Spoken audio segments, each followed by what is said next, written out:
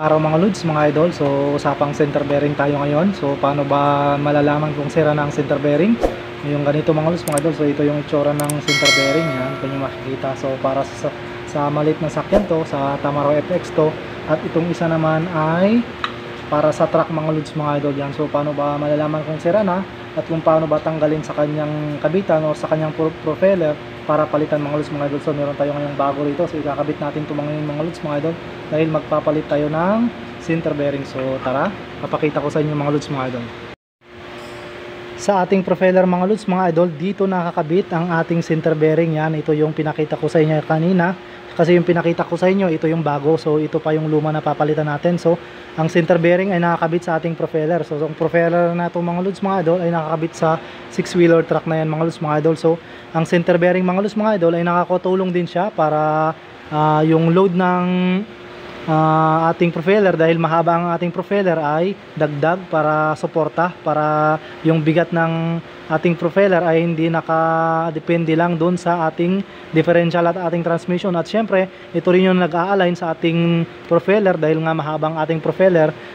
Ang nilalagyan lang naman mga lods, mga idol, ng center bearing ay yung mga sakyan na mahaba ang propeller, yung mga sakyan na maiksi lang propeller. So wala na silang center bearing mga lods, mga idol. So nakatulong to para may align ng ating propeller, para yung ikot ng ating propeller ay dire-diretso lang, hindi siya kumakalampag, so hindi gumigewang mga lods, mga idol.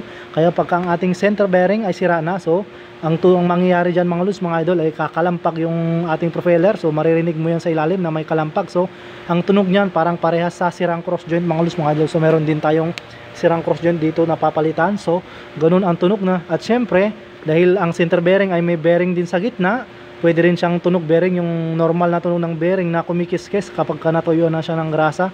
Dahil ang bearing, center bearing mga lods, mga idol, ay ginagrasahan din yan. So meron din siyang fitting dito na lagay ng grasa. So pagka natuyuan niya ng grasa, so iingay na rin yan, kikis-kis na yan. So yun na yung marinig nyo na parang bearing na sira.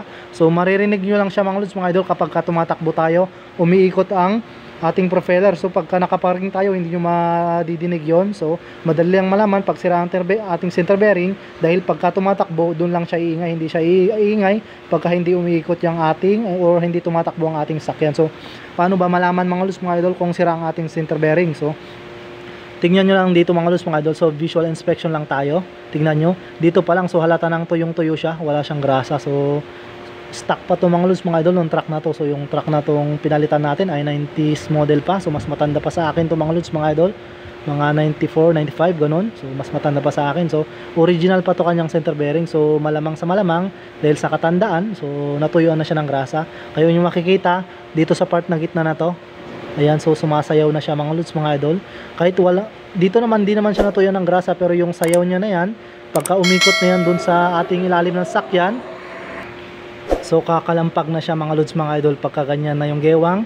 At syempre pagka sira rin ang bearing, naiingay na siya pagka umikot siya dyan mga lods, mga idol. So dito hindi siya gaanong marinig dahil wala siyang load or walang bigat. So naka freewheeling lang siya. Pero ang naging problema talaga nito mga lods, mga idol, ay yung alog na yung bearing sa loob yan. At syempre ang isa pang naging problema ng center bearing, pagka yung sobrang tagal na, itong rubber na itong mga lods, mga idol, ay syempre sa katagalan tumitigas ang rubber. So umiikom siya. So pagka umikom to mga lods, mga idol, lumuluwag siya sa kanyang lagayan. Dito yan nakalagay mga lods, mga idol.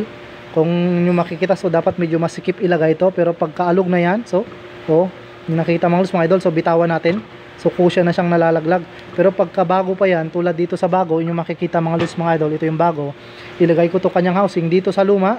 So alog na siya, kusya na siyang nalalagay yan, kaluwag. So ibig sabihin alog na tong rubber ng center bearing dito sa housing. So pagka umikot din yan, kakalampag din yan mga lods, mga idol. Dito sa bago, isuksok natin dito sa bago, yan mga lods, mga idol. So hindi siya papasok, kailangan mo pang diinan. At pagka nailagay na yan, so mahirap na tanggalin yan. Yun, so ayaw na malaglag. So ganun ang pinagkaiba nila. Pagka itong rubber ng ating center bearing ay okay pa, at itong rubber ng luma ay sira na. So pagka bago, masikip pa siya dito sa kanyang housing, at pagka luma na, so gigewang-gewang na siya. So meron pa tayo ditong center bearing mga lods, mga idol, ng Tamaro FX. So sira na rin to. Itong rubber naman niya mga lods, mga idol, ay fit naman siya sa kanyang housing. Kaso ang naging problema dito sa bandang gitna, dito yung kanyang bearing. So ayan, umaalog naman siya dito sa bandang gitna. Yan, makikita. So focus lang natin mga lods mga idol. Yan, so tingnan nyo, ayan. So yan, yan naman naging problema ng isang to, kaya pagkaganyan din ang naging problema. So kakalampag na yan na rin yan mga lods mga idol. So malalaman mo na yan na sira ang center bearing pagka kumpalampag na yan. At syempre tutunog lang din naman yan pagka tumakbo na yung ating sasakyan yan. So pagka ganitong alog na ng center bearing mga lods mga idol, kahit fit pa siya dito sa kanyang housing, ay kakalampag na rin yan. So yan, kung ang video, ang tuturo ko naman sa inyo ngayon mga lods mga idol, halimbawa nalaman natin ang sira kung paano naman tanggalin. So madali lang yan mga lods mga idol. Dahil truck to mga lods mga idol, ang propeller na to, andito yan, andito ang kanyang nut. So malaking nut yan mga lods mga idol na may lock na cutter pin. So sa maliit na sakyan mga lods mga idol, sa mga maliit na sakyan na may center bearing, so parehas lang din naman ang proseso ng pagtanggal. Meron din siyang lock at meron din siyang nut.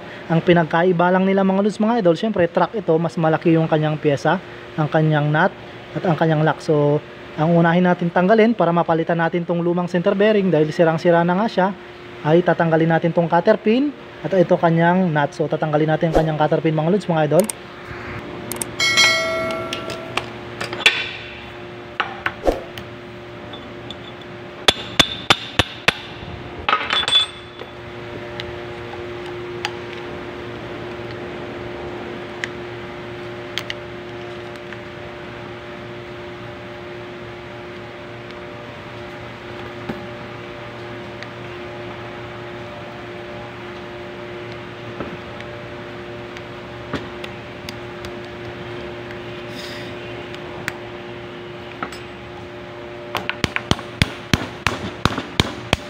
Ayan, so natanggal na natin mga lods mga idol yan. So isunod natin ang kanyang nut. So gamitan niya natin ng socket. So meron tayong socket mga lods mga idol yan. So 3/4 drive ito, so malaking socket. So ang number niya ay number 46. Pero syempre pag wala kayong socket, halimbawa dahil malaking nut nga to, dahil truck ito, yan, so ira-ratchet lang natin siya.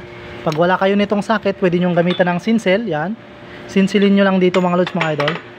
Yan, so sinsilin nyo lang siya dito. Dito, yan. So ingatan nyo lang na huwag tamaan yung kanyang thread. So luwagan natin siya mga lods mga idol. Gamit itong ratchet dahil meron naman tayong socket. So tanggalin natin. So number 46 na 3/4 drive. So yan, maluwag na, so pwede nang kamayin. Pagka naman hindi siya tuyong-tuyo mga lods mga idol, walang ganong kalawang, so malambot lang yan. Pero pagka may kalawang yan, so makunat. So yan, pag natanggal natin yung nut, ito yung kanyang nut, tanggal natin. Isunod natin ang kanyang spacer. Ayan, so may spacer pa yan mga lods mga idol. Yan, so mahirap tanggalin. So isabay na lang natin sa pagbunot nitong flange. So bago natin bunutin mga lods mga idol itong flange, tignan muna natin kung saan siya nakatapat. So naka-align siya. Kailangan tong flange diretso siya dun, dito sa flange na ito, dito sa isa.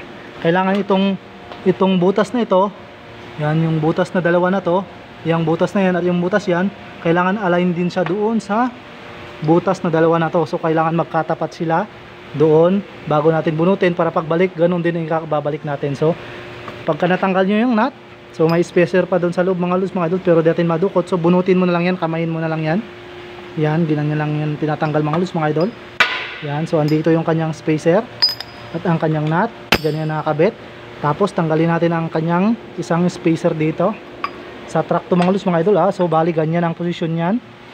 Una yung spacer, itong kanyang flange, yung kanyang flat washer at ang kanyang nut. Tapos ngayon pwede natin tanggalin. So dito medyo may dulas pa siya mga lods mga idol, pwede natin tanggalin yung center bearing yan. So dahil sira na siya, so maluwag na siya tanggalin. Ayan mga lods mga idol. Sa pagkakabit naman mga lods mga idol ng center bearing, yan may makikita. So madali lang yan. So yan, so ganyan natin. So i-shoot lang natin siya.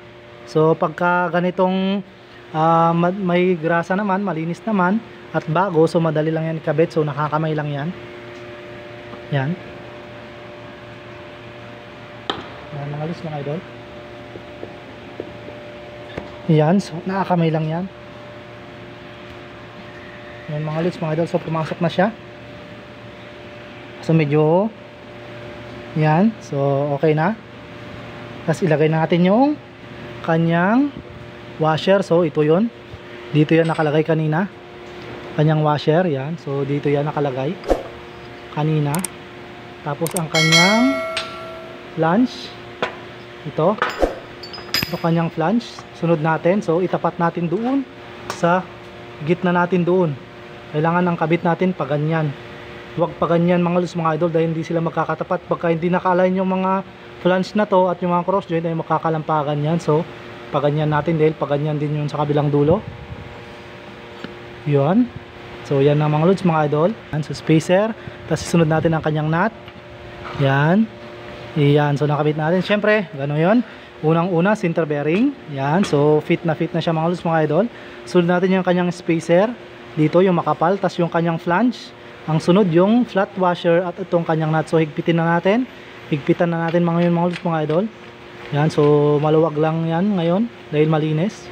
Yan, so higpitan natin. Ngayon, hanapin natin yung butas ng kanyang lock. So ilawan natin para inyong makita. Yan, pagka nailagay natin, kailangan natin mapalabas yung butas na lagay ng kanyang cutter pin. So higpitan pa natin, higit na natin tong awang na to doon sa butas para ma-shoot natin yung lock pababa. So higpitan natin mga lods mga idol. Yan siya. So yan siya mga lods mga idol. So nakagitna na yung butas, kasi yung butas na yan tatagos yan sa ilalim. Yan, tatagos yan dyan. Dyan natin ilalagay itong kanyang cutter pin.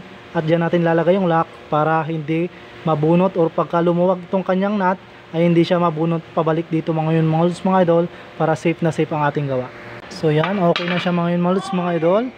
Okay na siya, so pwede na natin siyang ikabit doon sa truck. So okay na. So dito ngayon medyo makunat pa siya ngayon mga lods mga idol, pero syempre gagrasahan pa natin yan. Lagyan natin ng grasa dito. So okay na, pwede na ikabit ang ating propeller na may bagong center bearing. So ikabit natin yung kanyang bracket. So masikip na yan mga lods mga idol, tulad kanina. So shoot natin para kakabit na lang. Tingnan nyo, yan oh. So hindi siya papasok basta-basta, kailangan diinan mo pa. Yan. Yan, so yan.